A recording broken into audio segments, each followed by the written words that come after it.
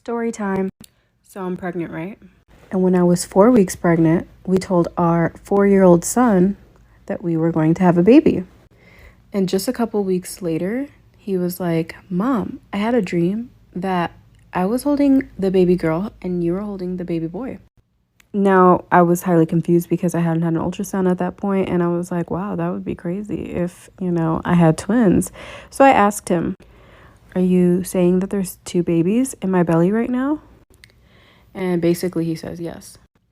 2 weeks after that, I had my first prenatal visit and ultrasound, which would have been about 8 weeks. And my husband comes with me, and we're so excited, obviously, to just get the official confirmation that I'm pregnant. I had only taken a pregnancy pee stick test. And I asked the ultrasound tech, "Is it too early to tell if you have multiples?" She's like, "No, why?"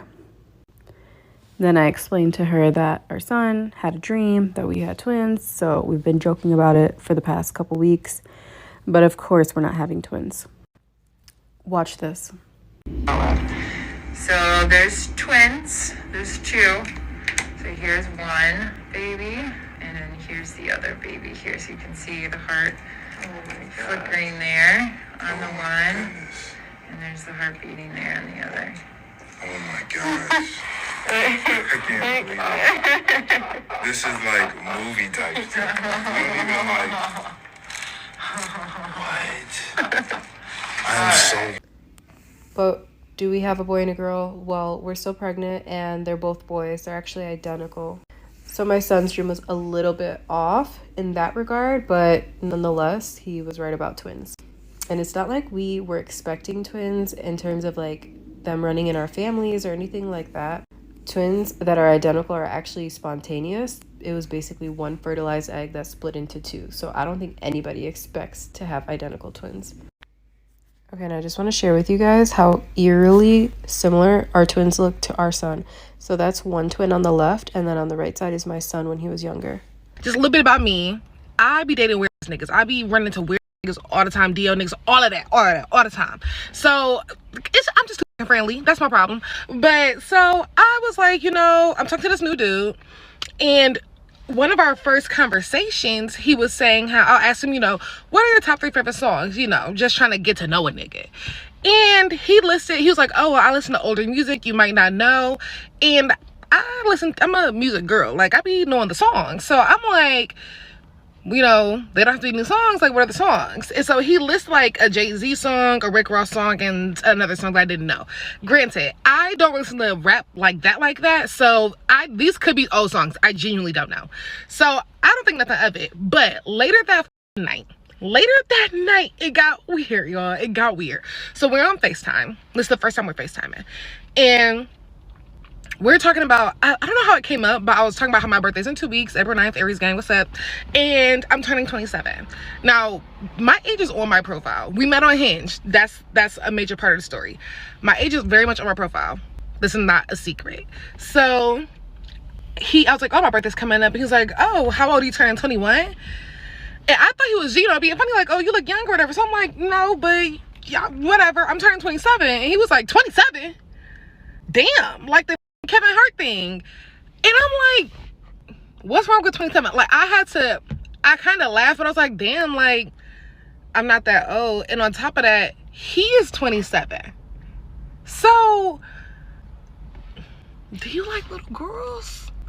Why did you want me to be 21? And why did you? I don't know. Something about that is weird to me now. And I need somebody to tell me if this is a red flag. Because if it's giving weird, please just stop me now. Thank you. Hi, okay, so I went on a date last night, and I feel like I need to share this because men have the audacity. That is all they have, is the audacity, right? So he asked me what we wanted to do, where we wanted to go. We had never met before, and we had been talking for like maybe 3 or 4 weeks. And I was like, we should go mini golfing because it's better than dinner. It's more fun.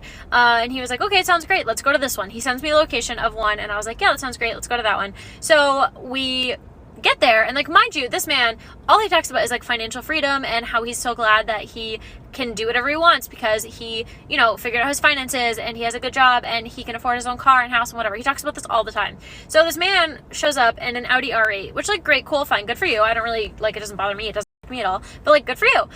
So we get to the cashier, and he was like, how many people? And we said 2. And the cashier was like, okay, it's $14. And my date looks at me and he was like, $14? And I was like, I mean, that's what the man said. And I was like, do you want me to help you pay for it? And he was like, oh, I just can't believe mini golf is so expensive these days.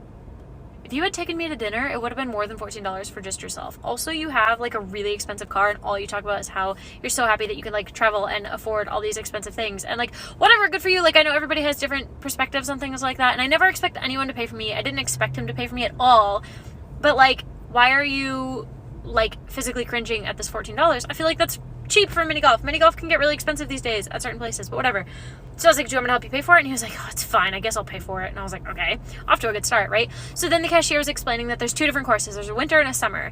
And the cashier looks at me and he was like, which one do you want to do? And then my date looks at me. He's like, yeah, which one do you want? And I was like, we should do summer. That sounds fun. And then my date looks at me and then he looks at the cashier and he goes, we'll do winter. So why did you ask me? Why did you bother asking me? Even the cashier looked at me like, okay, like, why did you ask her, sir? Whatever. So I was like, okay, so naturally we did that one because I wasn't going to be like, no, I don't want to. I didn't really care either way, but like, why did you ask me, you know? So we went to go do that one, and one of the first things he asks me was, have you seen Star Wars? And I was like, no, I've actually never seen any of them. And he was like, why are we here? And he got like very mad, like really mad. And I was like, what do you mean, why are we here? And he was like, why are we on this date right now? And I was like, I didn't realize that was like a qualifying factor. I didn't realize that was like a deal breaker, you know? You probably should have asked that like as the first thing you asked me, you shouldn't have said, hey, you should have said like, have you seen Star Wars, right? So we got like really, really mad. And he was like, you're so uncultured, you've never seen Star Wars, like I can't believe this. He started getting really mad. And I was like, okay. He complained about that for like, I don't know, 30 seconds. Sorry, 30 minutes, not 30 seconds. And so he just kept complaining about that. And then I kept winning. I kept getting holes in one. And he was like, you practiced before we got here. And I was like, no, I didn't. And he was like, yeah, you did. And I was like, yeah, you caught me. I went to a mini golf place and I just sat there and practiced for hours of my life just so I could beat you on this date. Huh? Anyway, then at the end, it just kept getting worse and worse. That was just like 2 of the things that happened. And then at the end, he was like, I can't wait to see you again. And I was like, yeah. And he was like, guess I'll drive home now, even though gas in my car is super expensive. I didn't know you lived far away. You chose this place.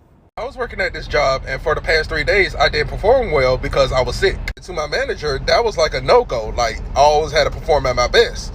But when I wasn't performing well for those 3 days, she immediately fired me.